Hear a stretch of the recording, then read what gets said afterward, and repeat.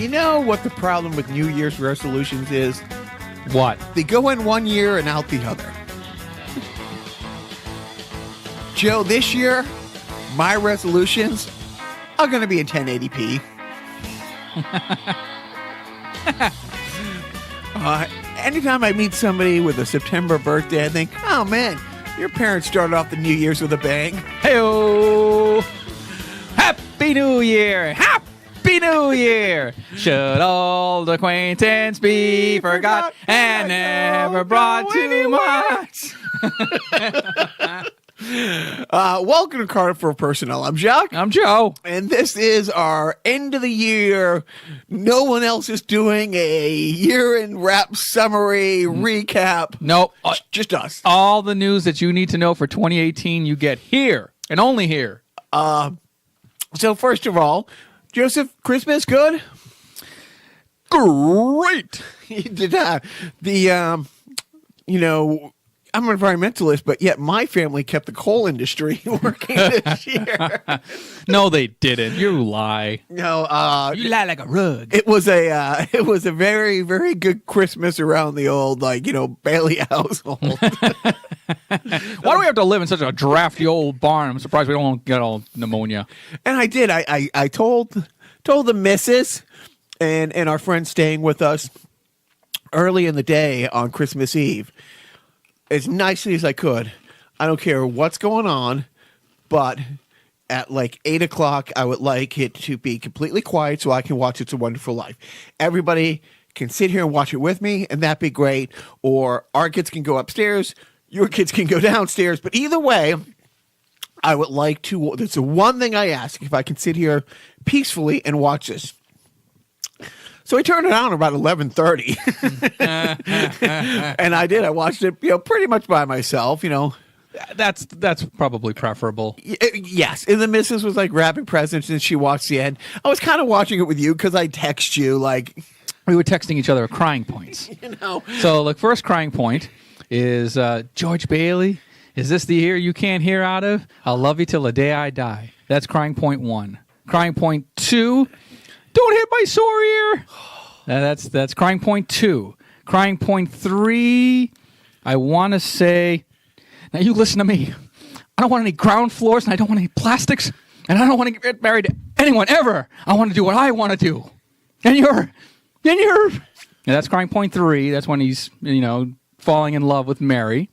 What's crying point 17, I think, is the end of the movie. Right. Remember when you used to be able to whack other people's kids just anytime you wanted for... And he really did hit his ear.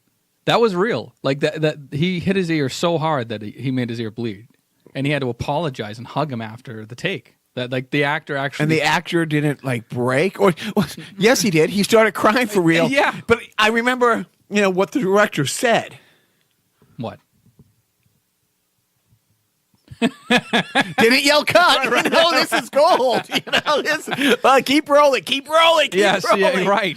This looks great on film. I told you, when we did the Superman episode, the guy who played Perry White was a child actor who won an Academy Award when he was 8 in the movie.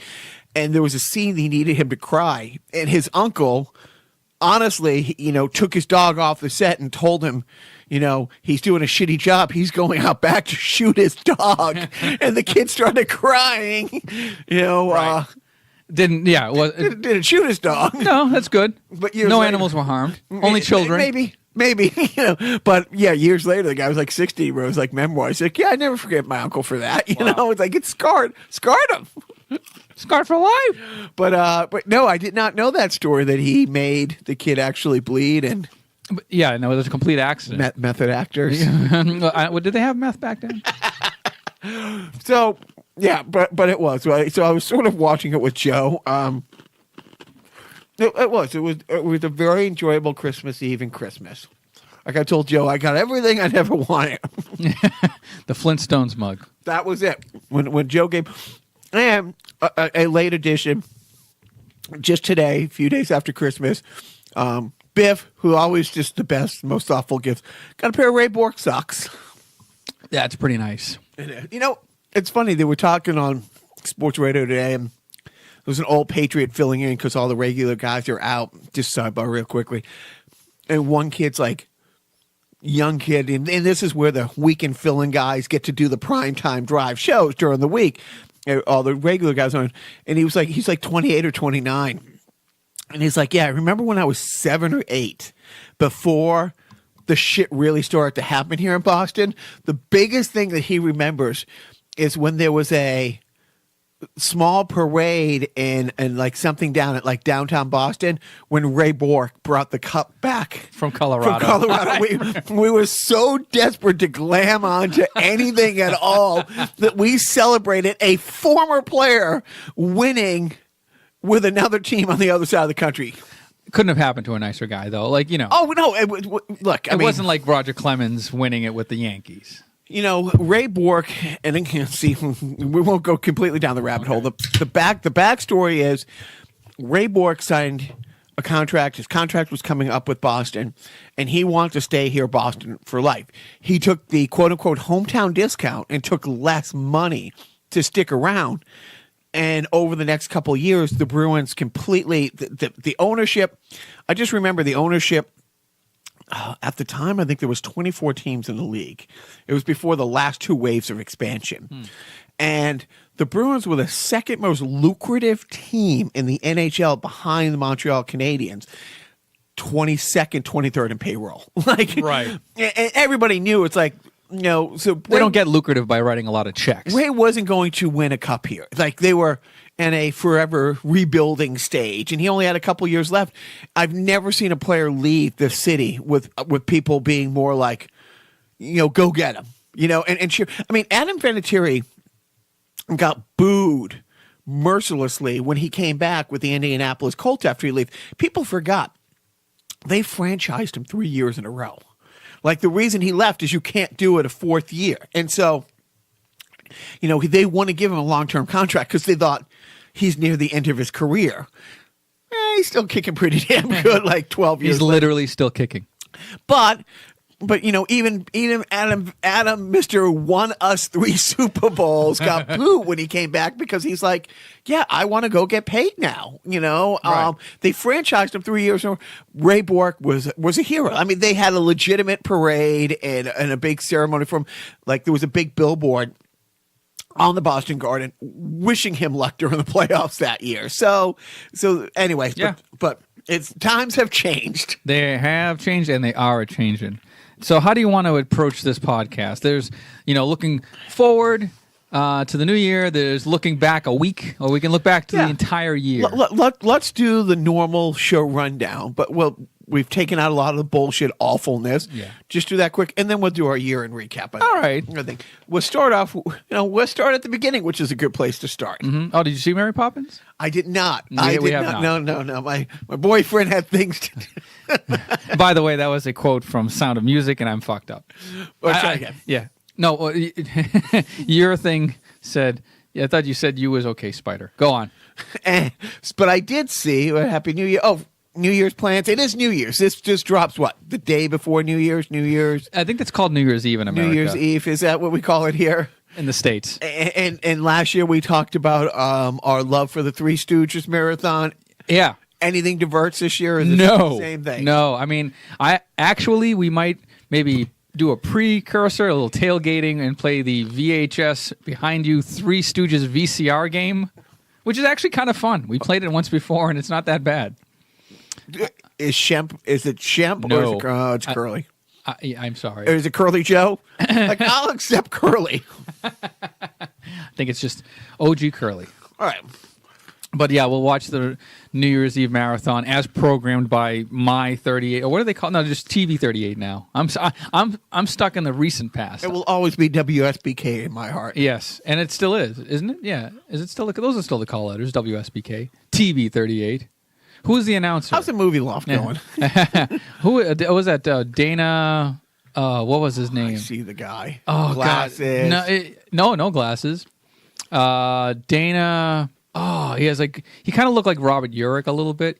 He had just the flat hair to the side. God damn it, I can't remember his name.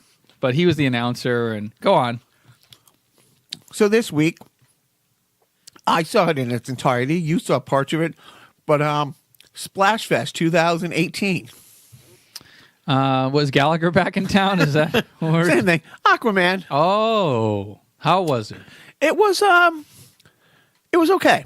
You know, the guy who loves DC, and I think this will be the highest grossing DC movie ever, probably when all said and done. It's already up to like 600 million. Bigger than Wonder Woman was pretty big. It will be bigger than Wonder Woman.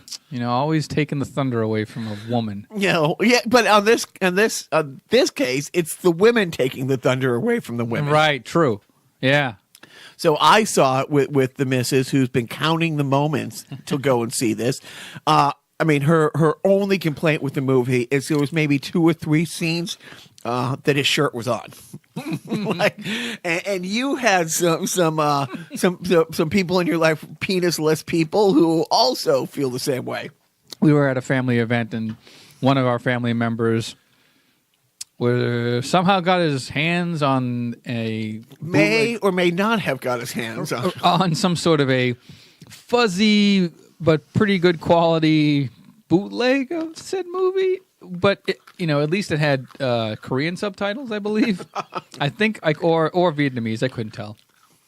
They all looked. Yeah, I am so racist. No, I'm not. Don't take that out of context. But yeah. So I mean, it's the geeks like me, like you, who always go and see these tights and cape movies. But the women are going gaga over this. Right. It's like if including Gaga. Leonardo DiCaprio was wearing a cape and a superhero outfit on Titanic, that's basically what you're getting. Yeah, he was a fit guy, and the woman, his partner there, a little easy on the eyes. Yeah, no, it was fun. I liked it. Did not love it. It's a fun romp. Well, it's also, honestly, there was a half a dozen shots where you're like, it looked like you were on a set. I mean, he kicks a big rock out of the way. You can see the diving board in the swimming pool. You could see it's like that's styrofoam. Like it's clearly, but it was fun. I didn't go in there expecting that's not what hyperspace looks like. At least they were using practical effects. All right, let's put a positive spin on this. But it was fun. It was good. Were you upset that he wasn't as blonde as the original Aquaman in the comics? Oh yeah, I'm like one of the, I'm still not over the fact that Nick Fury is played by a black guy. Right. It's like what? Yeah, this guy's Polynesian, man. I will say he was great. He is great. Hopefully we don't learn something about his maybe checkered past. Who knows? Maybe hopefully he's squeaky clean and everything's fine, and he's the first perfect human ever to be an entertainer in entertainment. But yeah, he's it was fun. It was fun. It was great. It had a nice little nod at one point to the OG orange and green Aquaman from our Super Friend, days of yesteryear. Mm-hmm. But it was fun. I liked it. I'm not giving anything away, but it introduced like his main 2 villains in one, in one movie, which is kind of setting the tone for the sequels and the follow-ups, right? And there's definitely going to be some more. So hopefully, so Wonder Woman did right. Aquaman's doing really great. Now, you think this is going to crack the bill? It's on pace. Like it's open. It's won the last 2 weekends, and look at what's been out there the last 2 weekends. It's going up against everything. Of course, the meme that's going across the internet this week is the Chiron on Entertainment News reports about the box office weekend, and the choice of wording they used to describe how the box office did. Aquaman tops Mary Poppins in her dreams. But no, it was great. So he's Mr. Good Guy. Who's Mr. Bad Guy that's making the rounds this week? Frank. What's his last name? Frank Underwood. Frank Underwood made an appearance this week. That's right. He had to protect his legacy or dignity or something or other. And he was what was he? Was he making a turkey or something? He was wearing some sort of an apron. And who was filming him? Like who did he pay? And it was like high quality who's film. on the other side of that camera who's not saying, Kevin, this is a really bad idea, man. I don't. What are we doing here? So Kevin Spacey put out a weird video, I guess, response, probably in anticipation. It had to have been, right?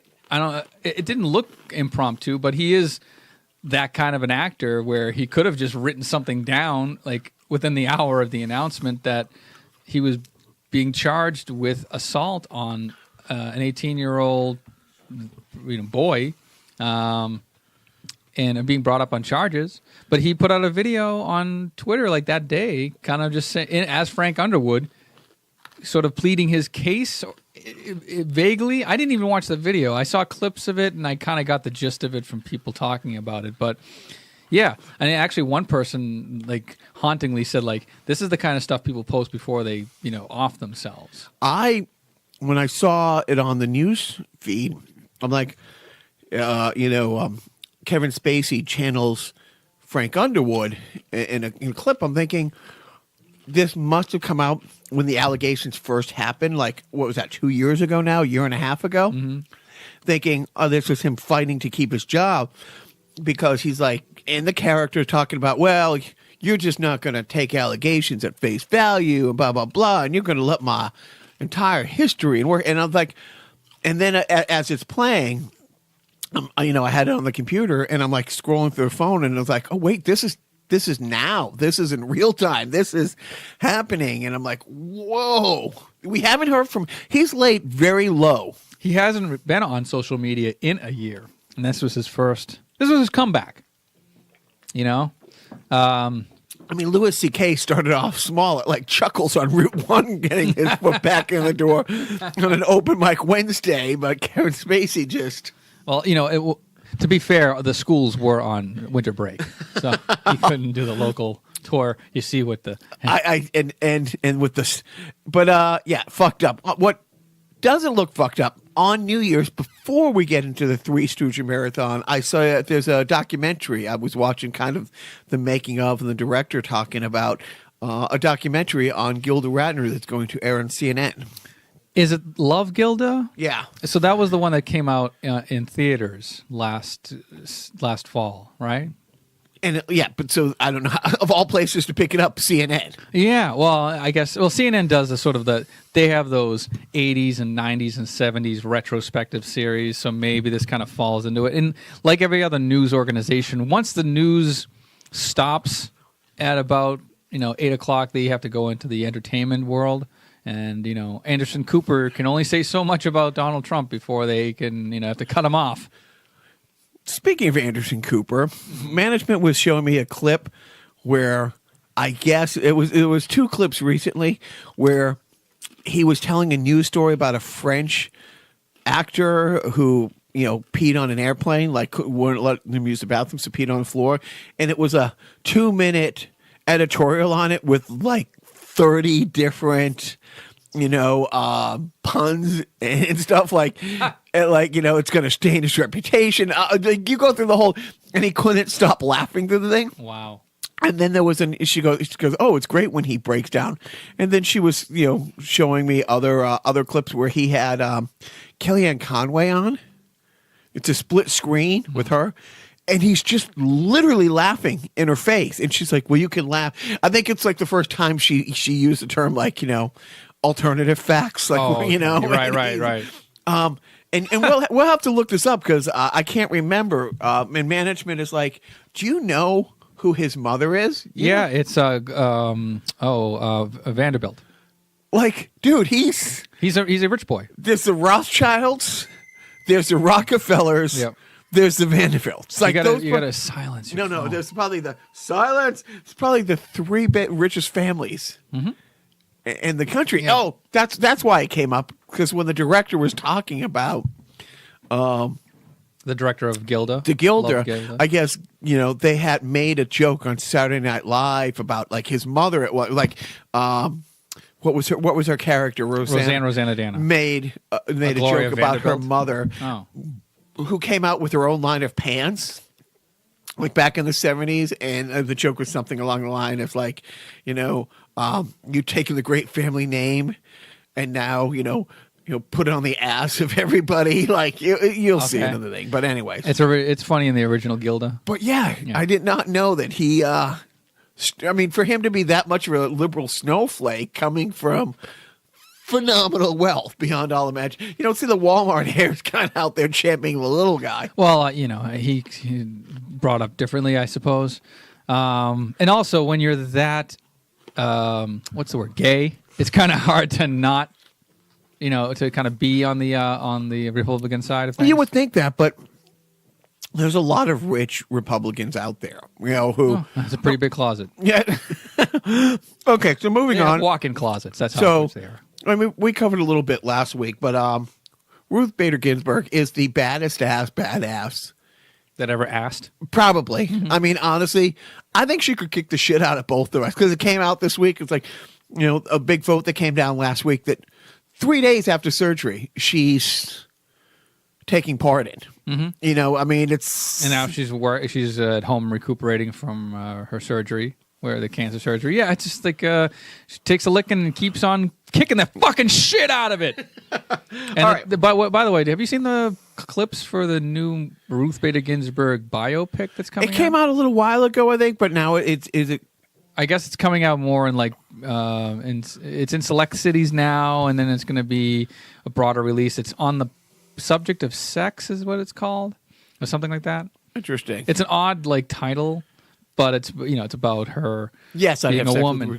Yeah, right. Well, the woman playing her as a young Ruth Bader Ginsburg. Wait. She was young at one point. I think she was born. She was 60. She and Betty White just sort of came out. Exactly. Okay, we'll touch on the awful for just a minute. We are more than a week into the hashtag Trump shutdown. We talked about this last week a little bit. How he at the press conference with Pelosi and Schumer is like, I'll be proud to take it. You can put it on me. Don't worry, Chuck. I'm not going to blame you for this one. The last one was on your fault, but this one I'll take, and I'm proud to shut down the country for border security.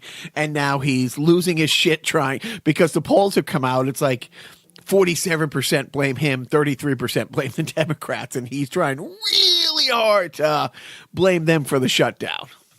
That he does, and I would not have bet against him not blaming the Democrats. But that's one of the great things is he could not have been more out in front. Anyways, so the shutdown makes him look really bad. It also, the news around Christmas made him look even worse that he's the first president since 2002 not to visit the troops on Christmas. He's never gone to a war zone.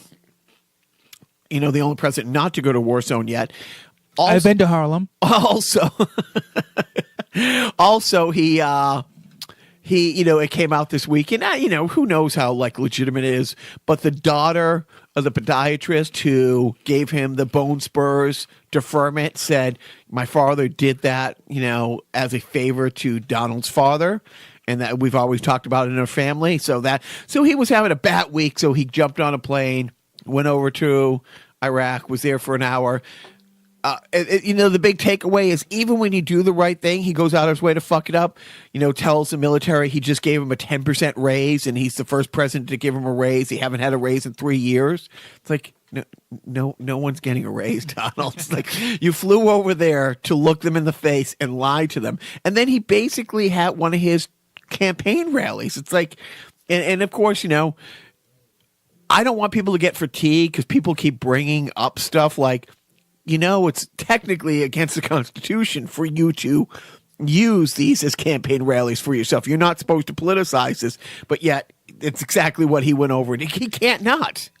And you know what? The law is only as good as it's enforced, I think. If nobody's going to bring him up on anything or charge him with anything, right. What is legal? And maybe Rudy Giuliani has a point.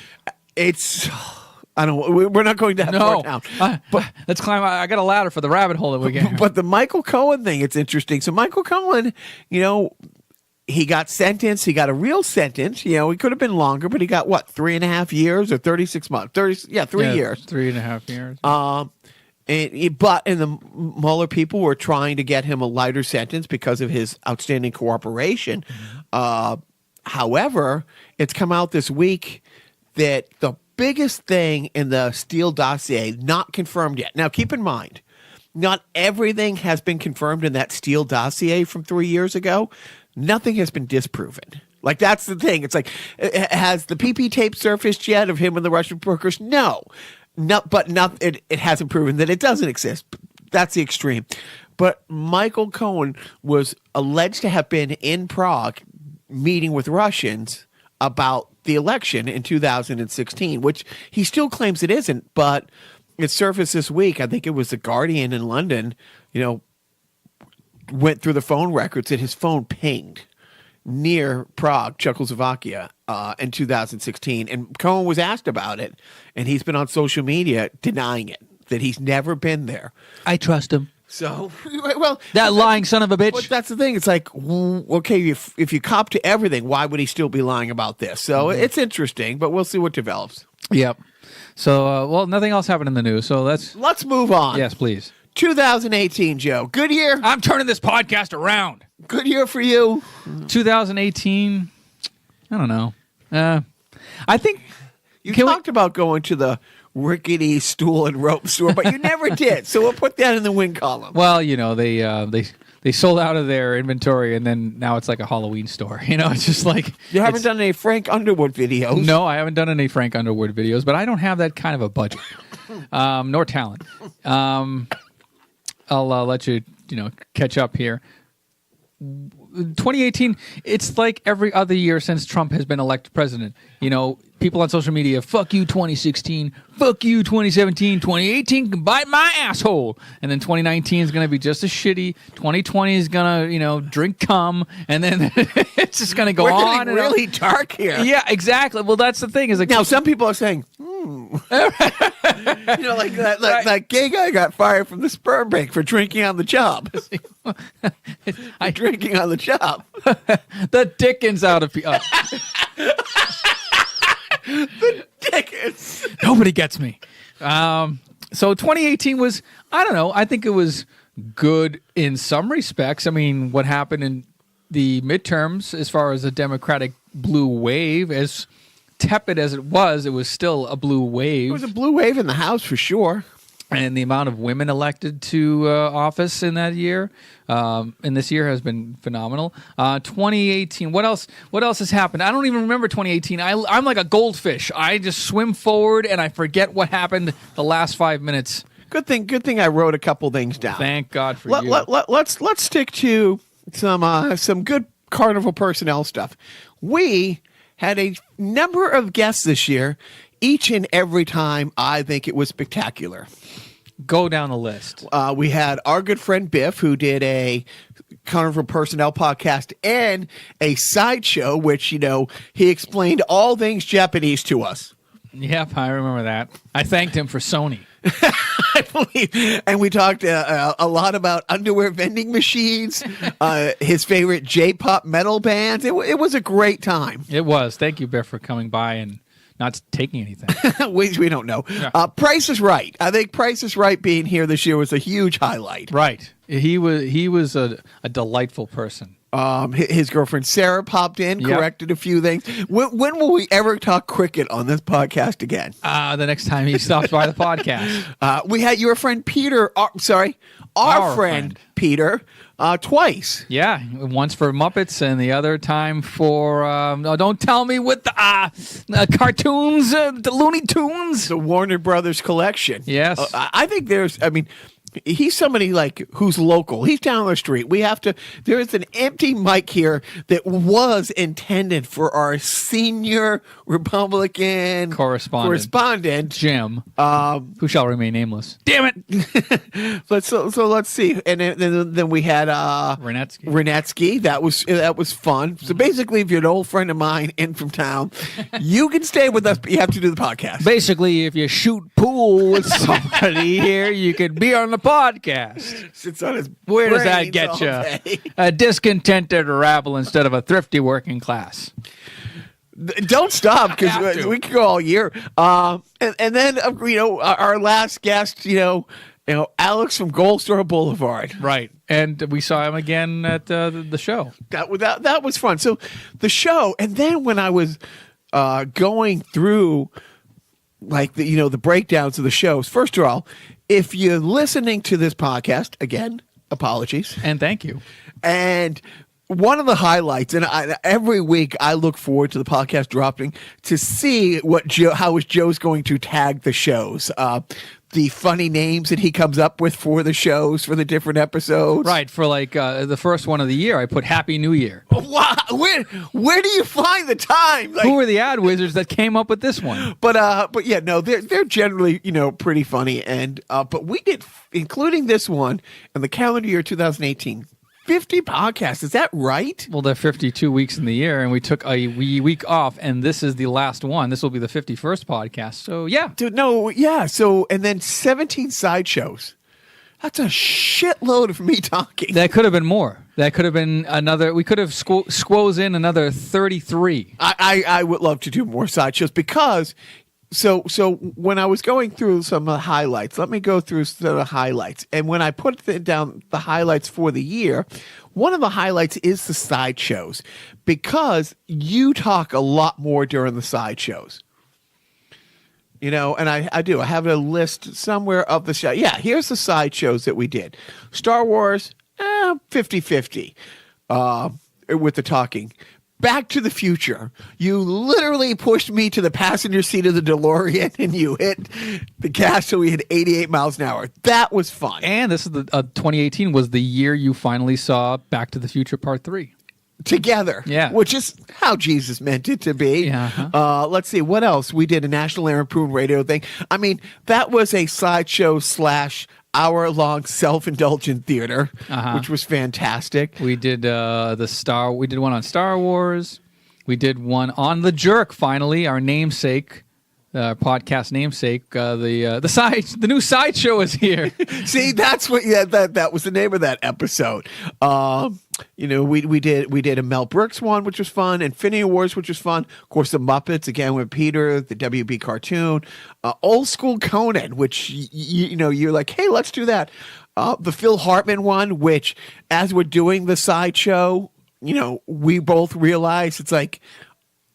I'm going to say 60% of all the impressions you do are impressions of Phil Hartman doing impressions of other people. And the other 40 is Jimmy Stewart in It's a Wonderful Life. And then, what was the other one that we did? Oh, yeah. Little franchise called Ghostbusters. Yes, and Stan Lee. And then, of course, last time's Superman, the movie. But you talk more during the sideshows, and you have so much passion because we usually talking one specific geek movie, franchise, game. You know who else had passion? Who's that? Jeffrey Dahmer. So passion sometimes isn't something to be lauded, but I'll take the compliment, but then undercut it by comparing myself to Jeffrey Dahmer. So that was the highlights. I can't believe how many we've done because we missed one early spring, and then we tried to do one Carnival personnel from Kuwait, but it wasn't working, and we had to wait a week till we did one in Qatar. Speaking of getting out of the basement, where have we gone this year? Yeah, where's our travel log? So, and remind me if I've if I forgot a couple of these things, but let's see. So this year, my clan, my family, we did the March Against Violence. It was the first time last gun year. Violence. Yeah, last year. We took, our oldest one to March Against the Nazis. In 2017, we took our then 10-year-old to March Against the Nazis, which in 10 years earlier, 5 years earlier, 2 years earlier, I would never imagine having the need to rally against. In our lexicon, the Nazis are the bad guys in movies or video games, the bad guys in elsewhere comics where the Nazis win and the super friends have to go fight them. It's Hogan's Heroes. It's I'm trying to think. Of course, our love of Hitler. Wait a second. Jokes. You didn't let me finish, Joe. I stepped on your line. You didn't let me finish. I didn't want to. You took the bait on that one. It's like, but seriously, I never envisioned a time that we would have to take our 10-year-old to say, well, free speech is important, but I hate Illinois Nazis. Especially when they come to Massachusetts. But so this year, no, it was the march against like the gun violence. Where did you go? You left the house. But You yeah, had some spectacular outings. I took the boys to Washington, D.C. at one point. Did you bring them back? Yeah, we drove down to give the finger to the White House. That was a fun time. So Anthony Jeselnik, maybe not a good thing. I mean, I'm at that impressionable age where I repeat some things that I hear that maybe I shouldn't. And Anthony Jeselnik is not somebody I should be channeling because I'm already a bad person. But then you made atone for it by going to see Jim Gaffigan. Yeah, which completely quotable and any mixed company. That was great. Went to Six Flags a few times this year. Sadly, I mean, it's like I feel it's white trashy. It really is. It's and we know. I mean, at least it wasn't Canopy Lake. Actually, I like Canopy Lake. I'm gonna go to Canopy Lake this year. We're gonna give that. We're getting season passes for that because it's closer. And yeah, it can't be much. But no, we'll still go to Six Flags. I mean, yeah, the boys like it. And you don't like the Joker roller coaster. I don't like any roller coaster, but I can't. Have you seen the Harley Quinn? I heard, dude. To see it is like, holy fuck! They were allowed to build this, thing. It's we won't get into describing it. I went. Mike Sullivan's wedding was one of the highlights. I'm still so sad that you didn't find your way to go to this open bar fest with the band Tragedy, and seriously, hands down. No close second, best wedding I've ever been to. And I think my lack of participation in the wedding made it much funner. No, to see, think of the opportunity you missed. You missed my mom drunk on stage with Tragedy. Yeah, you know what? When you put it that way, shame on me. And then I made a triumphant return to the Middle East. That was my. That was my second biggest outing this year. I took the Ice Cube's Big Three to Kuwait, Qatar, and Abu Dhabi. Had an absolute blast. We'll get down to my wish list of not resolutions, but things I hope to do this year, and I hope to go on 2 to 4 more of those tours. Bring AJ Price on either. I say a close second because the biggest outing of the year I share it with you. We went to see Emo Phillips down the street from my house. 2 shut-ins who one of their favorite comedians was a half-mile walk away. Yeah, and this shut-in actually saw Emo twice last year because I saw him open for Weird Al Yankovic at the Wilbur, which was also a treat. Patience of a Saint. So here's the funny thing. Emo Phillips? When he saw Emo Phillips with Weird Al, he did a half-hour set. We went to see him. He's headlining. He did an hour set. And on the way there, Joe says, it's going to be interesting to see him do the exact same routine, but just talk slower to stretch out for an hour. Emo Phillips comes on stage. And he says, right? He says that exact same thing. Over. So I'm like, how did he hear our podcast already? But that was fun. But you've done some stuff. You got out of the basement. Yeah, we went to... we went to our annual Retro World Expo in Connecticut, the video game convention. That was okay. What else did we do? I saw, like I said, Weird Al. We went to a couple of drive-in shows. We went to see the Goonies Jaws and Back to the Future. That's what it was. Last year was Goonies. The 2017 we saw Goonies. That was a lot of fun. I like it. I do like it's before you took me to the drive-in. And that came out wrong. But before you introduced me to the...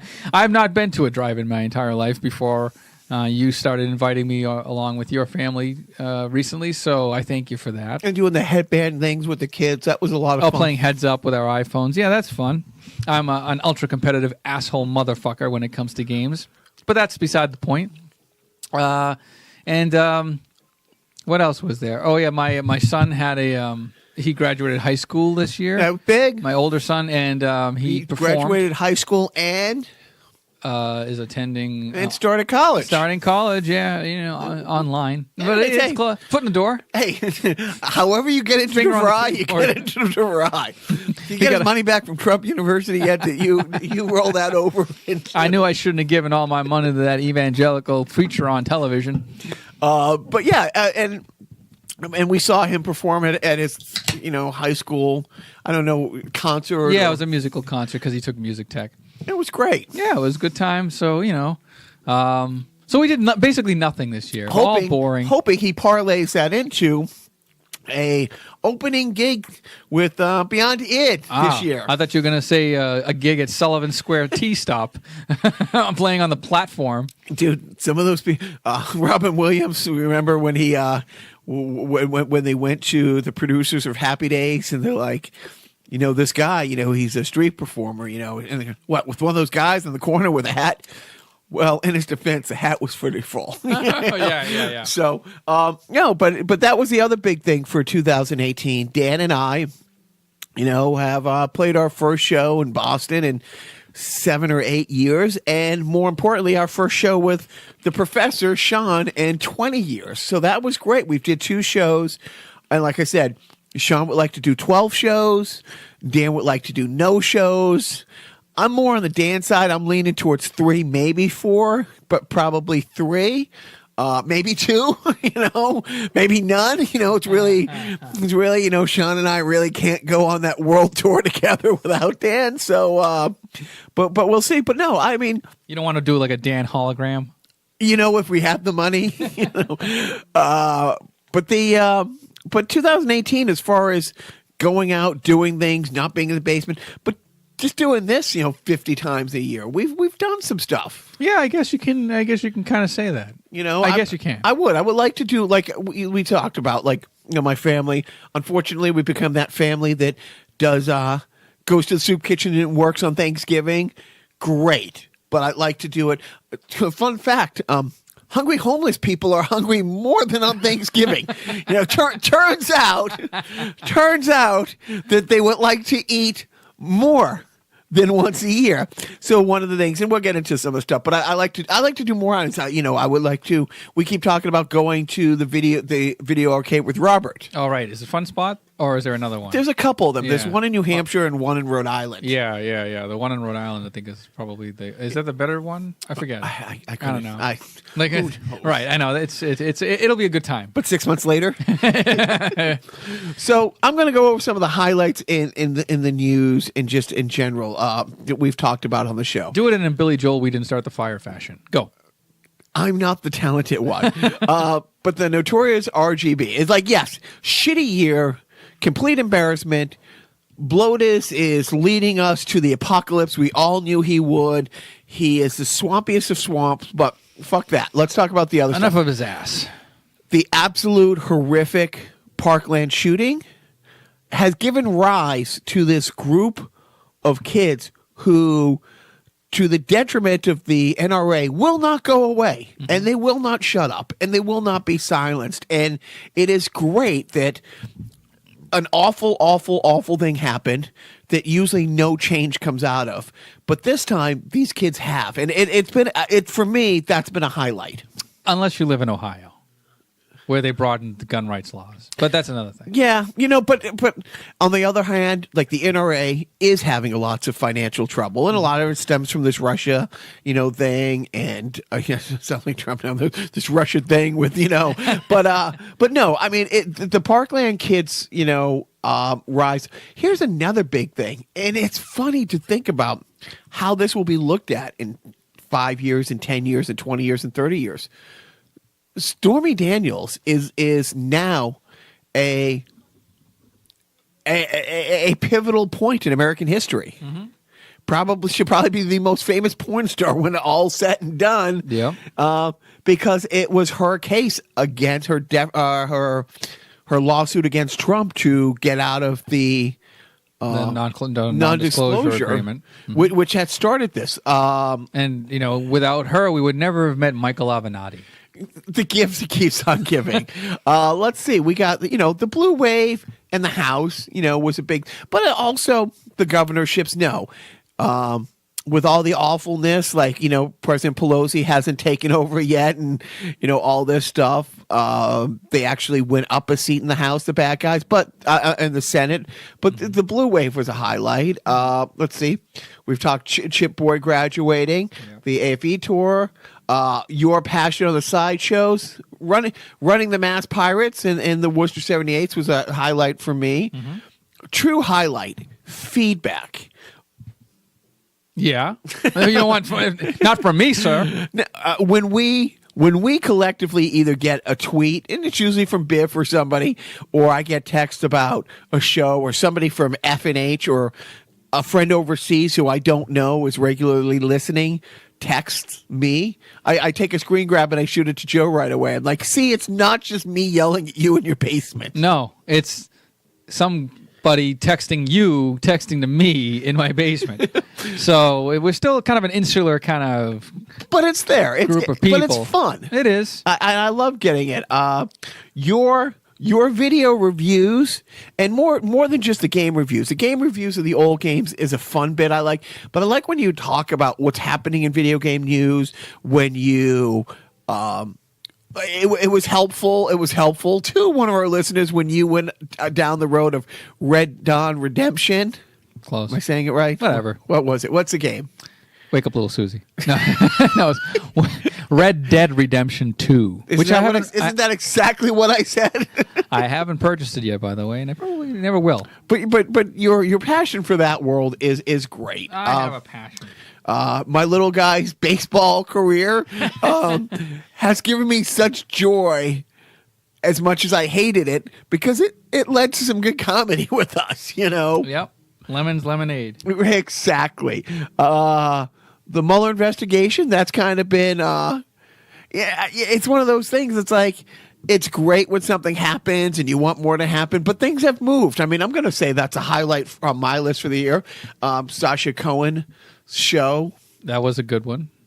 I just wish there was more of it. If there's one downside, that he didn't get every GOP person on tape. I know, it's like that. It's like the old trick. I can only do that trick once. Self-indulgent theater, a true highlight for me and the listeners. Most of the feedback I'm getting is on self-indulgent theater. All right, we'll look for more of that in 2019. The Boston Garden Monkey. Oh, gotta throw that in there. By the way, that story I think is it's decades old. But even that news article was like a couple of years old. But for some reason, it's new to us. It's new to us, right? Hey, do you want to see my new car? That's a 2001 Chevy. You want to see my new car? Trying Diet Moxie. Is that a highlight? Should I move that to the low lights? It's a light. It's a light. And it's actually under the light on my shelf. There's the errant can of unopened Moxie. A collector's item. It is right next to the Flintstones mug. For you, for our good friend Jim, more for our Steve. Yeah.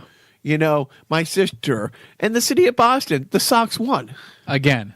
I mean, as much as I live for the Pats and Bruins, it is great that so many people around here, were able to have their 11th parade this century.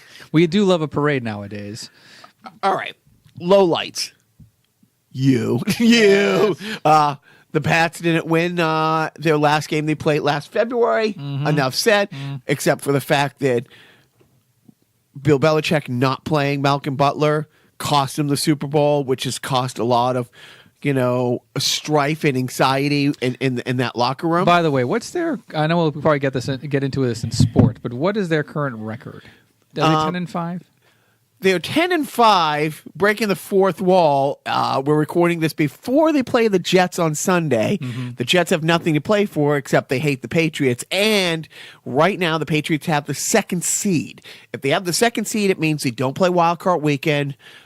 Brady has a bum knee. He gets a full 2 weeks between games to rest, and they don't have to travel. So that means their last two games were played at home, a week off, a playoff game. They would not have to travel for a month before their first playoff game, which would be the second round, if they beat the Jets on Sunday. And I say if because they beat Buffalo last week, but they've been really shitty.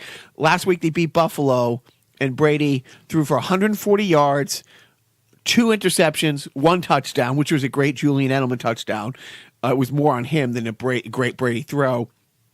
So, anyways, the fun thing is, if they beat the Jets, the Patriots break another record. It will be the 8th time in franchise history they went undefeated at home. They're tied with 7 undefeated seasons with the Minnesota Vikings. Wow.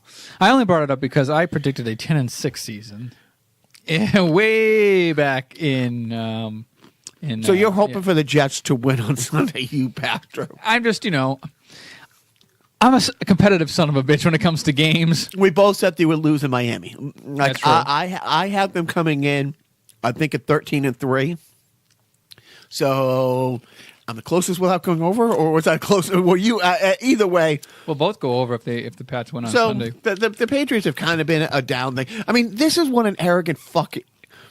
They're probably going to beat the Jets. They'll finish 11-5, second best record in the conference, and at least get to the second round of playoffs. Hopefully, win a home playoff game and at least get to the AFC conference game. That's a down year. That's a down year to get to the AFC. I mean, the Colts 3 years ago gave themselves a banner for getting to the AFC finals.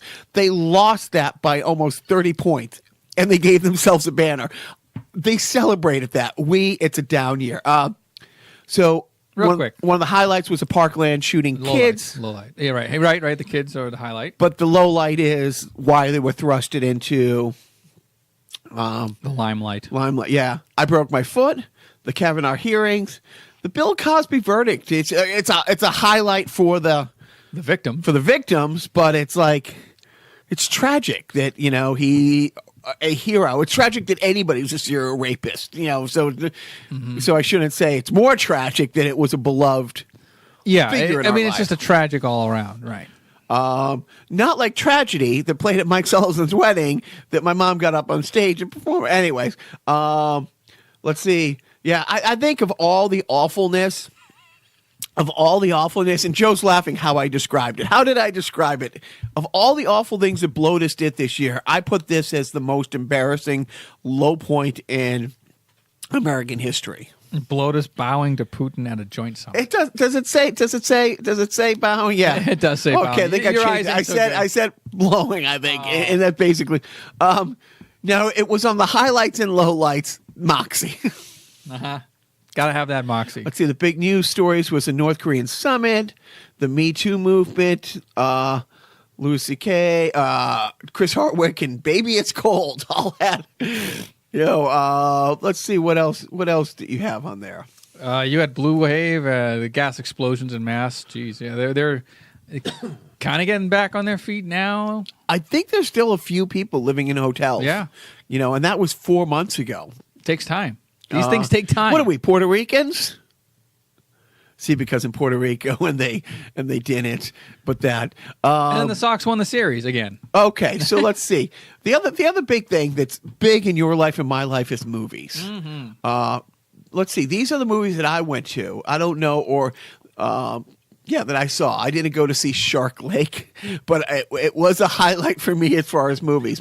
But this year my movies were Infinity War, Black Panther, Aquaman, Mission Impossible, Wreck-It Ralph, Game Night, which was great, Solo, Ant-Man, Incredibles, Deadpool, Teen Titans. If I was going to rank them, I'd say the 5 best were, I have to say Black Panther, otherwise I'm a racist. That's how it works. Chadwick Boseman. I like how he lifts his finger like, I got this. Pointing, I've got it. And I want to make sure I don't butcher the name because, I get Chris Pratt right. Chris Evans. Yep. Chris Hemsworth. 6 of one, 2 dozen the other. Oh, and you saw those memes with all them shirtless. Have her marry Chris Mass. Oh, the yes. wife likes that one. Hey-o. But yeah. No, I did not see that meme, by the way, because, I'm not your wife. Let's see. Aren't you really? If you think about it, I spend more time talking with. If I've talked to you 50 times for an hour here this calendar year, that's more. So, I get you better presents. Where's my? Yes, you know me better. You care more. I didn't say that. Let's see. So the best were Black Panther, Avengers. I'm going to say Wreck-It Ralph, Incredibles, but I did. Maybe I don't know. Teen Titans. Which I didn't like the Teen Titans, but I came to accept them a couple years ago, and now I kind of like that movie. Was great, great. Deadpool was just awesome, and I didn't love now Solo. It's a Star Wars movie. It's I've yet to see, and probably I don't think I'll ever see Solo. I don't know. It's on my Apple TV. You got the time. I understand. Okay, all right. What about you? Is there anything that you saw that I didn't see? Do you see Mary Poppins? No, I have not seen Mary Poppins yet. What? No, I think the movies that I've gone to are mostly with you and your family, and then Solo. Yeah, I mean not Solo the movie, like going solo. No, I have not seen anything that's not on your list. We don't go to a lot of movies. I mean, we usually only go to the blockbusters, which are like the comic book movies and, the animated stuff. So I think you have covered the gamut of what we collectively have seen in 2018 in the theaters. Do you have any, if not resolutions, do you have any goals for this year? Let's see. My goal, if I had one wish now, the kids, of course. Right, the crap about the kids. I think my goal would be to just save. Like, it's a selfish, dumb, stupid goal. I don't have... Save money. You got to keep going to college. How's that going to work out? I don't know. I do not know. Maybe I'll have to just, eat less out. Me being the barbarian carnivore that I am, I eat out fast food way too much. Although I have the good stuff, Wendy's, the flame broiled or whatever the fuck they are. Although now that I realize I'm contributing more to climate change than basically anybody else on the planet, because the amount of beef consumption and cattle raising that we have in this country. I never proselytize, but that is one of the things when I became a vegetarian. When I found that out, I didn't know at the time. Again, I'm a great person because once a year I help feed the homeless. There was no nobility in why I became a vegetarian. It was to impress a hippie chick with really large boobs. But as I got into it, that's when I found out, and this is late 80s, that the depletion of the rainforest largely isn't commercial development. It's cattle can only graze on certain lands so long, and you have to keep on moving, you know? Yeah. How large were her boobs? Dude, it was, they would enter the room 2 minutes before she did. Wow. Nice. Let's talk about that. Okay. No, but what are your goals? Like, top goal, you have one goal, one wish for 2019. What is it that you are going to do and accomplish? The biggest thing, and it's such a fat asshole thing to say, is I got to get back to 175. And that changes a lot in my life. I play hockey again. It's bad enough being the old dad at all my kids' events because I had kids later. Now I'm the fat old dad. Like, you got a kid in college and you're 8 years younger than me. I got a kid in the second grade. And I'll probably keel over with a heart attack before you do. Clean living. Yeah. No, but, because I'm looking forward to possibly, playing with the John C. Taylor Fertilizer team in Phoenix this year, Memorial Day. I would like to do stand up a few times this year, and this does involve you because I thought about this. I had a thought on the drive over, but one of the things is, had we taken 5 minutes to work on stand up material every time I come over to speak, we yap for an hour and a half. We talk for a half hour before, and we're usually here a half hour after. If we just took 5 minutes, that would have been, several hours of polishing it. Because when Dan broke his string at the show the other day, yeah, that was your moment to shine. That was, and I really thought, but in my head, the problem is a lot of the material that I had pitched to you a little while ago is about how awful my children are, and my children were right there. And not that I don't tell them that they're awful and shame them all the time, but that's how I beat them at home, like the emotional scars. I didn't want to do it in front of a crowd right after, Squishy Ed. Some things just have to remain private. That's all. So yeah, I mean, it's like, hey, we didn't know Bing Crosby beat his kids till years later. But I would like to do stand up a few times. I like to do 3 id shows. Career wise, I really would like to, and I didn't put it on the list. I would like to get back to LA and do a round of pitching. I have one really great friend who's a head of development at a very big production company, and I just found out another good contact of mine is now, at another TV network, as VP of development. So I would like to pitch a couple things. I would really like to do 3 AFE tours, Armed Forces Entertainment tours, either with the big 3, WNBA, or some of the other artists that I deal with. So it's $175. It's 3 tours with AFE. It's 3 id shows, and I'll say 3 stand-up things. And for the family to at least 3 other times in Thanksgiving help feed the homeless. Because I know they're not going to be hungry more than 4 times a year. So if I do that, I can single-handedly wipe out hunger in Lowell. Wow, I'm really a big piece of shit, because compared to your list, my one goal of saving money, which is essentially the goal of life, is to save money. That's like me saying, inhaling and exhaling consecutively. That's my goal for the next year. Wow, I am a fucking lazy, numb-headed piece of garbage. And maybe that's what I have to work on. My low self-esteem.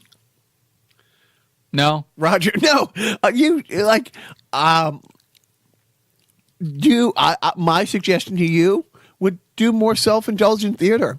It makes me feel good when you do it. Maybe it would make you feel good. So be more like Mary Catherine Gallagher, where you put the fingers under my armpits and smell them like this. That's gross. That's really gross. Well, but much like this podcast, well, that's the thing. It's like you always say, I don't do anything. We just listed all the things you've done this year between going to the show, going to see comedians. We've done 50 of these. It's a lot of work on your end to do this. It really is. Yeah, I mean, 2 hours a week. But prepping, a week, editing it, writing those descriptions, the welcome back Carter thing. I mean, right, the production. Yeah. Seriously, the production side of it. I mean, for a guy our age to have this much of an outlet and to do it this often, it's pretty great. Yeah. I guess so. And if you want more things to do, I will make you help write my stand-up stuff. It's rumored you've helped other comedians with their work. Why don't you help one who actually likes you? Maybe. So that. But you don't. Well, look at my goals. Losing weight. Right. See, you would have to become a big fat fuck first to then have to lose weight. I'm on it. I mean, crunch. You eat just as awful as I do when you're here, right? But well, actually, worse. I eat more awful than you do because I eat fast food. Wait, what? But no, I'm skinny fat, but I'm on my way to being fat. Skinny fat. So we will. What other outings? So let's put this out there. We will go to one of the gaming things with Robert this year. We will go to Canopy Lake. Mm-hmm. Oh, you already got. Well, it's already something on the agenda. Yeah, I think we both thought of it at the same time. We're going to see Norm Macdonald in March. See, so there's already something to look for. We will go to the Patriots parade if they have one this year together. If the Nazis come back, we'll march together against the Nazis. I'm busy that day. No, but I am. I'm optimistic. Honestly, I'm not one of these people who think things aren't going to get better politically. I really think, honestly, they might get a little worse before they get better. But by the time this posts, we're just 5-6 days away from Nancy Pelosi having the gavel. And maybe the investigations move forward. Maybe some of the shit that he's trying to push forward doesn't get pushed forward. They've had the House and the Senate for 2 solid years under this administration. 2 solid years. Barack Obama had it for less than 6 months. By the time they got sworn in and Scott Brown, took over, a seat, Like it was less than 6 months. So from Ted Kennedy there. So that's so I think the beginning of the year it might get grim as the news comes in on the Mueller investigation. I think I brace for stupidity, but I think 2019. I am the optimist. I am the yang. You're the end to my wah. Yeah, and then here's to a prosperous and healthy 2019 to Ruth Bader Ginsburg, because here she has one foot in the grave and the other on a banana peel. Is it? Or roller skate? Yeah. Well, and we can't say that. We can't. I guess we can't say both. We can't say she's kicking ass and then still. Well, she is kicking ass from a hospital bed. Yeah. No, she's recovering at home. Thank you very much. See, look at the optimist come out in you. Oh boy. Well, ray of sunshine. Let's forego the. Here's give me a late Christmas present. Don't make me have to go find a defunct sponsor this week. This week we're going to be sponsorless because we're already, I think, an hour and a half into this goddamn thing. Actually, it's by our standards, it's not bad. All right, but you know, literally, we usually yap another half hour for this, so no defunct sponsor. No. But I did request an exiting song that's not a dance song, but you will. We'll talk about that soon. By the way, but we're not done with the podcast. No, not yet. Yeah. But you will be doing more Dan lyrics with my favorite impersonations that you do. Very good. So, okay, back to the podcast. Sport, Patriots, covered it. Moving on. Oh, yeah, good. So, Christmas just came. You want to review the games that you've gotten? I didn't gotten any games. Did I get any games? Did the boys get any games? Yeah, they got. I got Dragon Ball Fighters, which is a 2D fighting game for the PlayStation. I think for my older son, it's based on an anime that's been around for like 20 years. It's one of those like meant to be over the top animes. And it's tongue in cheek or whatever, but I got him that. My youngest is starting to learn about the economics of buying games from GameStop and what you can do before and after you open said things. He bought a game called Slime Rancher for the PS4 for $30, but he bought it with a GameStop card, and which he may or may not have gotten from you. So if it was for the PS4, I said, "Are you sure about this? Because it's $10 on Steam, which is the video game streaming service on the online service for your computer, and you can get it's $10 there." And he said, "Yeah, I want it for the PS4 because he didn't want to shell out the $10 to chip off the old block." So, well, because the gift card's free. Exactly. $10 is $10. $10 is $10, no matter how you slice it. So he gets it home, opens it, puts it in, plays it for the it's about the 2-hour window this week that the TV in which the PS4 was hooked up to was available, because my wife is also home from school on Christmas vacation, and she watches 18 hours of TV a day, as she should, because Hallmark Network isn't going to watch itself. Exactly right. Those well, we don't know if they're going to get together on Christmas. Those two, the white couple, the one, the blonde. Anyway, with the family. Yes. And there's like the tall, dark guy. Not dark skin. Hell no. That short, fat guy, the neighbor. Oh, he's wacky. The balding guy with long hair. He is wacky and funny at the same time, but he has a heart of gold. What am I going on about? I don't know. But what else did I get for... No, I didn't really get any video games. We got Smash early, so I think that was the big present. I think my son's in line. I'm going to help him buy... New controller? Yeah, we got a new Switch controller. Big deal. It is a big deal. Well, it's $70. Because we didn't get the Switch controller, and we heard about what we didn't get, not the 115,000 things that we did get. Well, that's a you problem, I guess. What was I going to say? My older son needs like a new computer. Sort of. Thing about getting a laptop is when something breaks on the laptop, you have a broken laptop. So we'll probably get a desktop, but we are not going to be paying for the entire desktop. He's going to learn, now that he is 18 and has employment of sorts through piano lessons, and he's saved up some money.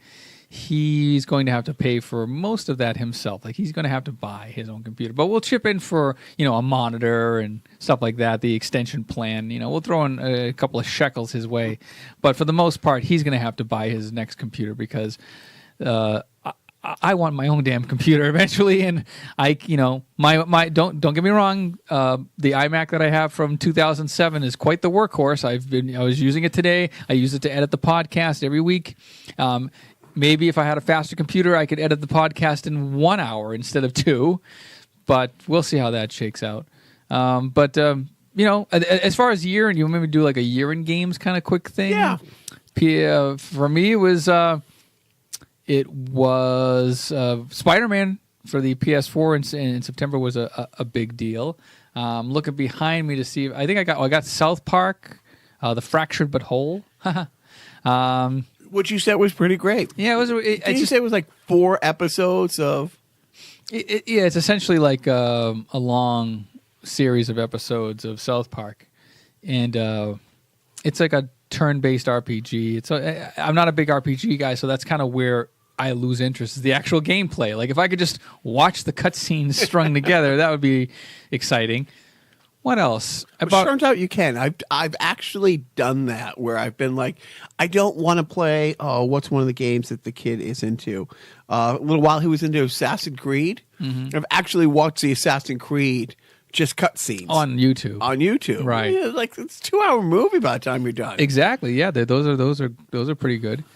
But honestly, like I said, if I had prepared for this segment, what I would have written down a list of games. Is there anything coming out this year, 2019? Is there a new system coming out? What's the big thing that happens in video games this year?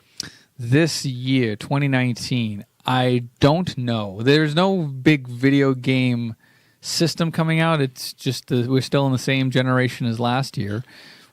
I think there are a couple of games I think on the horizon, but again, I'm so out of it. Like I know about them when they start to advertise them fully. Like once they start pushing it, then it's like, oh yeah, that's a game that's going to be something to look out for. So that phone in the corner isn't hooked up to Rocksteady, who's calling you like, Joe, keep this a little on down low, but right, nothing like that. So yeah, I'm sorry. I have. So I'm sorry. Maybe my here. I'm going to amend my goals for 2019. Be a better podcaster. Put a shade more effort into the preparation and to the delivery of said podcast. When you tell these little stories, have a point. It makes it so much more interesting for the listener. Well, you always, come ready with what you've been watching on Netflix. And you know what I have been watching on Netflix? Just before you got here? The 4-episode Stand Up and Away special on Netflix by one Brian Regan. Co-written by Dennis Regan, who has retweeted me this week. Oh my God! You know what? I'm going to charge you for the floor repair in my basement from all the names. Yeah. So good.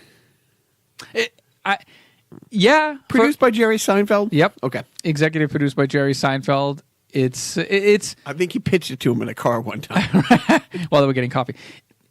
It's right up Brian Regan's. Do you know about the structure of the show?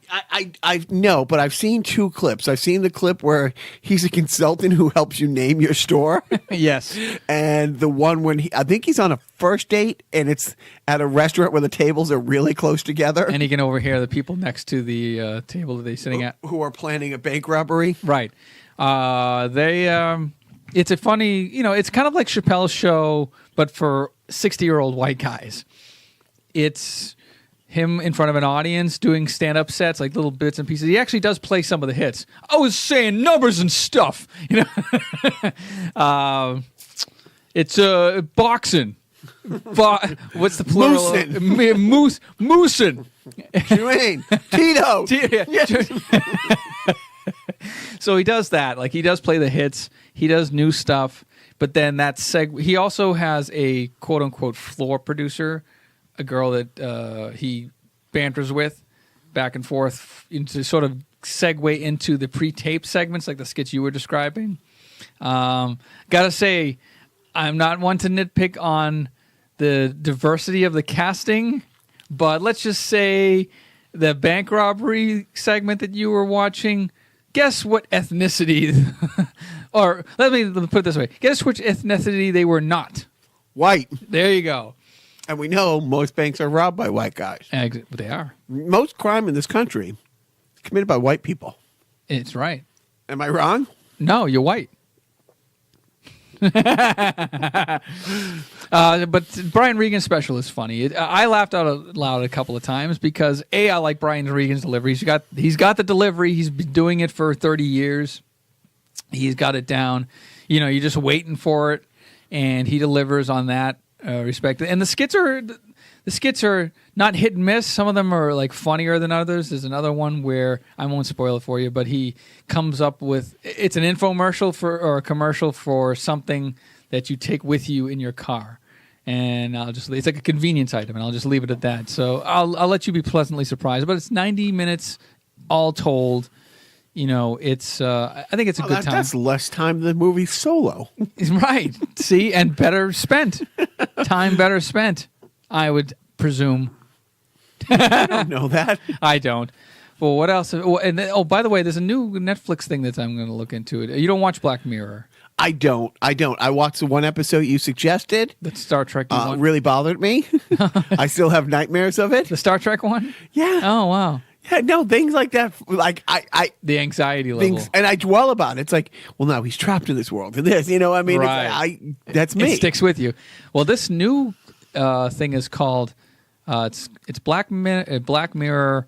It's like a movie event. It's a Black Mirror. What's it called? Stupid asshole. It's like, what's it called? Baldersnatch or something like that? I don't want to say Baldersnatch because that sounds wrong. It's not Baldersnatch. So my niece was watching Black Mirror, and I saw half an episode where there's a murderer, like an axe murderer. Bandersnatch. Jason-type character who's going around trying to kill this couple, and everybody is trying to videotape it on their phone. Like they're following the killer around. Like that's the world we live in now. It's almost like, do you remember the short story, The Lottery? Yes. It was kind of a little bit like that, where nobody's helping these people. Right.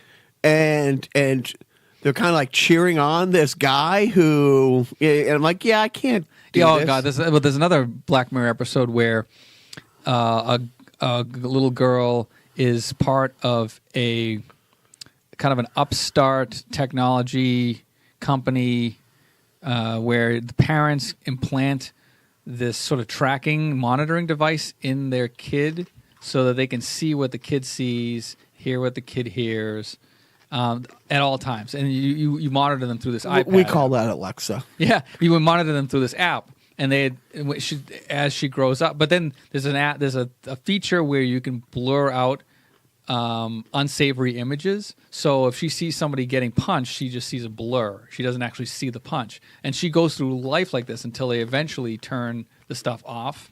And then she becomes all fucked up. And it is disturbing. But this new Black Mirror thing is unique in that it's a choose your own adventure that has has 5 endings. So you make the decision on which path of storyline you want to go. So when it gets to a point in the story, you are posed with 2 options. Like a telltale game. Yeah, exactly. Like, do you want should he do this or should he do that? And you pick, and then you just watch it again. So yeah, it is like telltale games in that respect. And I guess, and then you figure out which of the women have the bigger boobs, and you go that way. Yes. Or is that just me? I think that's just you, but I like that technique. All I have to say to that is... That's your Nixon impersonation.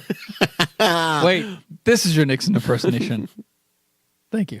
There we go. All right, enough about me yapping on. What are you watching? Because I'm now old and heavy set, everybody, don't old white people like Tom Clancy? Isn't that one of those things? That and bingo. Amazon Prime, I'm watching Jack Ryan. Not to be confused with Jake Ryan, the dreamboat from 16 Candles, because I kept confusing the two when I told management. What are you watching? Watching Jake Ryan. I've never seen 16 Candles. Good night, everybody. How haven't you seen 16 Candles? How hadn't you seen Goonies or Back to the Future 3? Well, okay, you don't put Goonies. Goonies, yes. Back to the Future 3, no. Because 16 Candles, I mean, the thing about that is you know enough about the story because it's parodied on everything you've ever seen. Everybody has, like, modern day sitcoms, they have, like, Molly Ringwald in it, and they make all those things. I get it, yes. But we should watch it. Anyways, yes. But, so Jake Ryan on Amazon. Jack Ryan. That's what I said, Jack Ryan. I like Jim from The Office, you know, but it's John Krasinski. Is it John Krasinski? No, it's Jim from The Whoops. Office. Pay attention. Jim from The Office. But it is. It's funny when you see a guy who you know as Jim from The Office being this semi-buffed out, no, not semi-buffed out, completely buffed out badass like Spy. Yeah. Well, it's like Matt Damon in Bourne Identity, you know. Nothing's like Matt Damon and Bourne. I know, right? That trilogy is it's up there. It's in my top 5 favorite trilogies. Anyways, it's really good, and it's funny because the bar keeps being raised, and we've talked about this before. What HBO did for television production in the 80s, because really before HBO and how good quality of TV got. Very, very rarely did you have big movie stars who would do TV. And now you look on something like Amazon Prime and you look at the big shows that they have. It's huge actors doing these TV series now. Yeah, people stay at home more and it's more accessible and you have a wider audience. But you're getting more big name people, more big name properties, you know, higher production value. And so Netflix has, so what HBO did for TV in the 80s, I think Netflix started to do with TV maybe 10 years ago. Right. And now you have, because it's one of those things, it's like, oh, no, I don't really want to get into an Amazon Prime thing, but we have Amazon Prime anyways. Yeah, so it comes with the service. And then other people have said, oh, you have to check out this show on like Hulu. And it's like, you know, so I have seen some shows on Hulu. You know, the problem is I don't have a lot of time and there is almost too many good things on because when I went to, okay, I'm going to check this out, you know, the guy, you know, Dan and our friend John, who you met, and the guy Roddy, an old band member of ours, you know, really one of the funniest guys. We should start playing his songs. Anyways, they were all into this show on Amazon called The Patriot, which I watched the pilot episode last night, but I'm halfway through season 1 of Jack Ryan. It's really good. And it's interesting because, you know, it's very current, you know, and it's one of those things where they make the bad guy very sympathetic, you know, to a certain point, and then, you know, like Thanos. In a way, you know, no, Thanos isn't sympathetic, but yeah, I reckon I beg to differ. Thanos is sympathetic. Yes, he wants to destroy half the universe in a blink of an eye. But he was sort of, yeah, I get, but he had a past. He had something that he lost. Well, he wanted to do it on his planet. Yeah. He believed that his planet was overpopulated. So basically, he wanted to commit genocide on his planet in order, I'm going to kill everybody to save us. Maybe. What? Right. Okay, maybe he didn't have a good idea. I'm bordering on Hitler had some good ideas. You know, an artist. Right. Vegetarian. And love dogs. Didn't smoke. Right. Why do we dwell on the negative?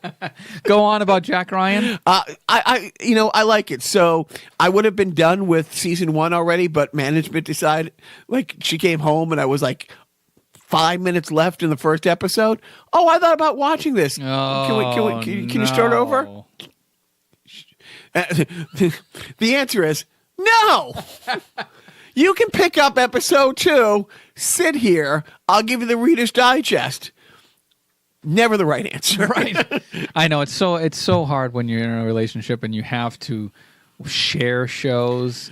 Well, and the worst is, because, yeah, we were watching a few years ago, we were watching S.H.I.E.L.D.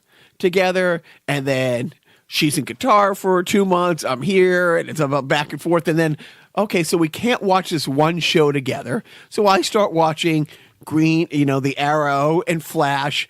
And then a year and a half later, she's like, oh, I'm going to watch Flash. She watched a couple episodes, and then she's like, well, don't watch anymore. Let me catch up. We've not caught up. 2.5 years later, we're still a year behind on both of them. Yes. But getting back to it, I recommend, Jack Ryan. Really good. Okay. Fair enough. Not doing a sideshow this week. I think this covers it. Yeah. No, I thought about doing a New Year's one, but we incorporated all that gold in there. It's good. We're good. What is your parenting tip? And I know, well, you kind of already had one with the gift card and GameStop. Oh, yeah. I lost track of what I was going to say, but so my son bought something at PlayStation. He bought something for PlayStation, opened it, found out that he can't play the PlayStation as often as he might like. He decided, well, I want to take it back. And I said, well, you opened it. Because it's opened, you're only going to get maybe 10%, 20% of what you paid for it because it's a new game. So he is going to gift it to somebody, and he bought the same game for $10 on Steam out of his own pocket. And so that was a little life lesson. So parenting tip, let your kids fuck up, but just be there with the net to catch them, because that some kids, if they don't know, you can't tell them. See, this is why you're a better person. I agree. Let them fuck up. You're there with a net. I'm there. I told you, you little fuck. That's what's written on the paddle that you hit them with as they're falling. No, I let them fall, and then I tell them, I told you not to do that, dumbass. You have the net. You're a little. You are better. I was so close, because this was a text. This little exchange about, Dad, can I return this game? No, you've already opened it. And I almost texted, I told you not to. But I was like, I'm not going to do that. I'm not going to rub his nose in the feces. Just let him kind of realize that, okay, let me think about my purchases. I would have rubbed their nose on the cassette cover and said, no. Cassette. There you would. So I'm channeling a little bit of Louis C.K. right now. I'm a little bit Louis. I'm jerking off in front of you. Oh. What? Happy New Year, So, indeed. Happy birthday. Happy birthday, Mr. Smithers. Anyways, before it gets too dark, turn the lights back on. Click. So, Joe and I were talking about what Santa and our elf Martellus have brought the boys, and what management want to get. And we went down, I don't mind them playing games as much as they do. The little guy will do other stuff. He got a ventriloquist doll because nothing. Oh, it was a Muppet. It wasn't a ventriloquist doll. Well, but it has the arm, and you put your hand in it, and it's like, because no downside there. Nothing says stable, normal people who get laid all the time like ventriloquists. Jeff Dunham would agree. And who's the other one? Who's the other big one? You're right, Charlie McCarthy. Mm-hmm. A radio ventriloquist. Even Candace Bergman was on a show recently, and I was listening to her, and she was saying, there's a reason the Dad's height in his career was on the radio. Yeah, because once he went to film, you could see him move his lips. Right. So he was a radio ventriloquist. Anyways, so he got that. But back to the game. So, I mean, they're not sports kids, so I can't force them to do stuff that they don't like. I like to keep them active, but they play games. Look, the world that we live in, there's a big article on Huffington Post today about Ninja becoming the first person to get 5,000 Royal, I don't know what it's called. Casino Royale wins, whatever. But he's a Fortnite YouTuber. Right. He's a Fortnite champion. And I'm reading this article about him, and he's sitting there in front of his console where he plays, all decked out in Red Bull stuff. I mean, he's completely sponsored head to toe. I mean, he national commercials and stuff like that. This is what it is. It is. You're right. But that's not to say that that's what everybody should be doing. No. But anyways, so back to this. management hates them playing games. At the same time, was the one at GameStop who, what 7 games that they want to play? And I'm like, let's get 2 games, because each game they're going to play every day for, let's face it, after they go back to school, it's back to just playing on Saturdays. So if we get them 6 games, they're not going to play the 3rd game until June, and by that time, it's going to cycle out. Like, I don't know when Spider-Man is going to get put into the PS4, because got Fallout 76. Trying to think of the other ones. Here's my Louis C.K. Here's my parenting tip of the week.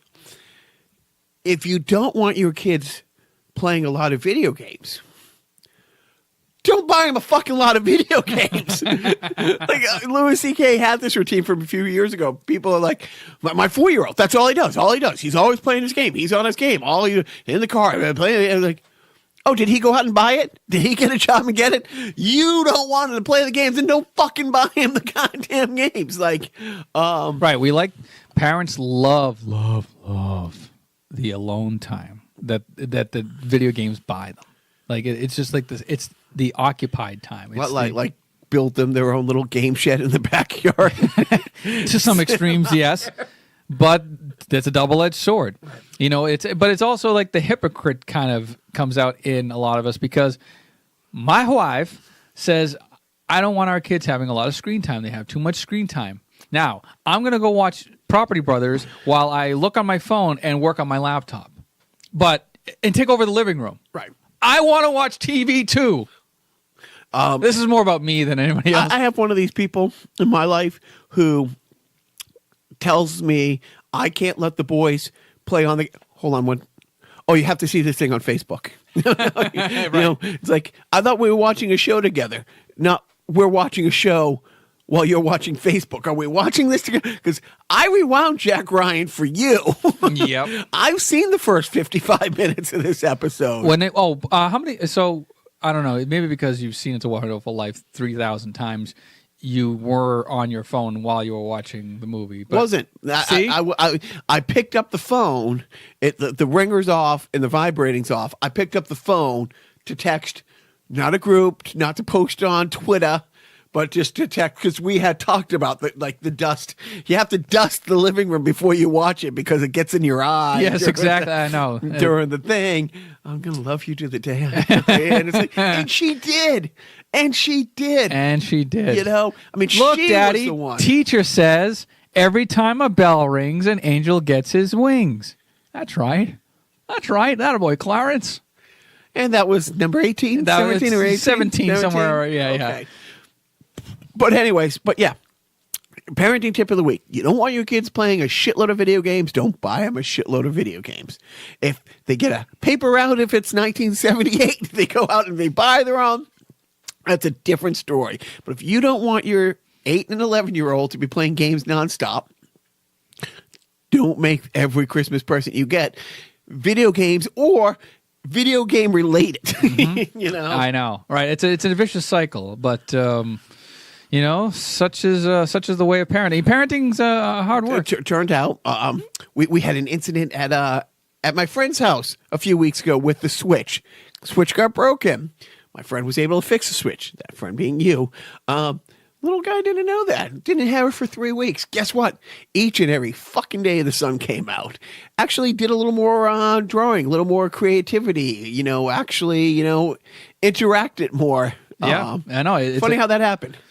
Right. Instead of the 4 jail cells that we have in our house. Anyways, that's a different story. Everyone to their corners. That's what we say after our non-dinner. Joe, congratulations on a full calendar year of podcasting. Not breaking down? Oh. Oh, no, we've done that. But okay. it was great. And honestly, the true personal highlights this year, being in a band again, in this podcast. So, I mean, these are my outlets. This is what I do. I mean, I get to play music again on a regular basis. I get to come down here and yell at you on a regular basis. So and thank you. Honestly, every time I have any sort of moment to myself, I think to myself, you don't want to do this podcast anymore. You're terrible at it. You don't really prepare well for it.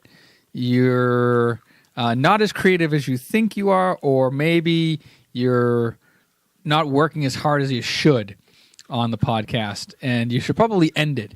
But then I think, but you'll be hurting Jacques' feelings. This is the lifeblood for Jacques while he's trapped in the hellscape that is called New England. And if I want to keep this friendship going, this podcast will stay on the air. Future employment, be damned, because I'm sure to say something that I didn't edit out that will somehow get leaked back to my employer that they will find objectionable and they'll fire me, because that's the way of the world. That's the big thing about 2018, the firings. It really, I saw a funny meme on social media today. It's like, first day on the job, there's a guy around a table and a couple new coworkers saying, "Oh, we can't find you online anywhere." That's because I found you first. Yeah.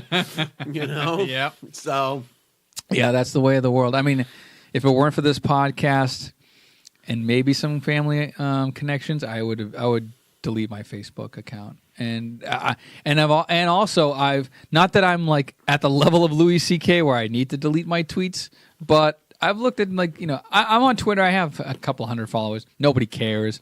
I'm virtually invisible in the vast configuration of things. I would say I was nothing but a scurvy little spider on Twitter. But I've thought about just deleting all of my old tweets, like either like that or from like 2018 back, just like deleting and just getting one of those apps that deletes all of your tweets and just boof, just nuke it. I think Aaron Paul did that recently. Aaron Paul, he was on Breaking Bad. He was an actor. Right. But I think he recently deleted all of his tweets except for like 5. And so I think that's maybe you might see more of that in 2019. You might see more people just doing the nuclear option on their social media. I see Keith Olbermann a lot on Twitter. Funny, would not have pegged him to be a vegan. Regardless of the Boston Market commercials that he did in the 90s. But he at least once a week has a story about Facebook. It's like, today would be a good day to delete your Facebook account. He hates Facebook, the company and everything that it's done and stuff like that. I don't know if he's on Instagram, but I know he's on Twitter. A lot. He uses his Twitter.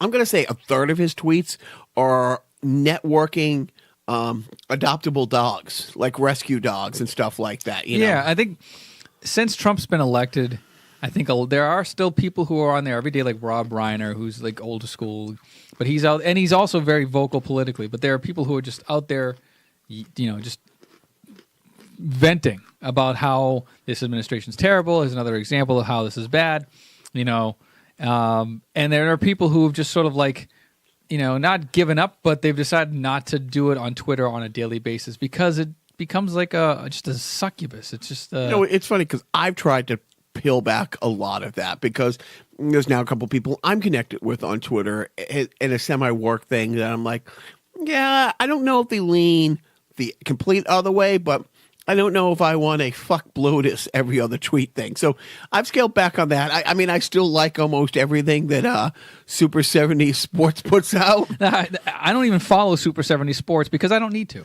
Because you retweet everything on your timeline. Have I ever retweeted something they posted where you're like, you weren't like, that's awesome? No, you're right. You're right. There is a very few and far between is there in something that's not awesome on Super 70 Sports. And I was born in 1977, and I don't like sports. So why I like Super 70 Sports. And that's the year that I first saw Star Wars.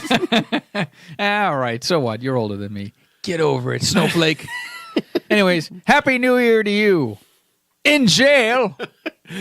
Seriously. Malfeasance. Thank you, Joe. And thank you.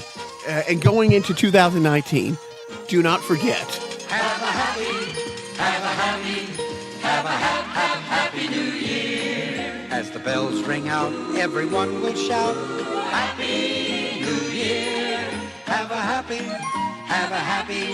may each day be filled with good cheer. And with nothing less than much happiness all through the year. Should old acquaintance be forgotten in the days of old lang syne, Then take a cup of kindness and you will always feel just fine. Have a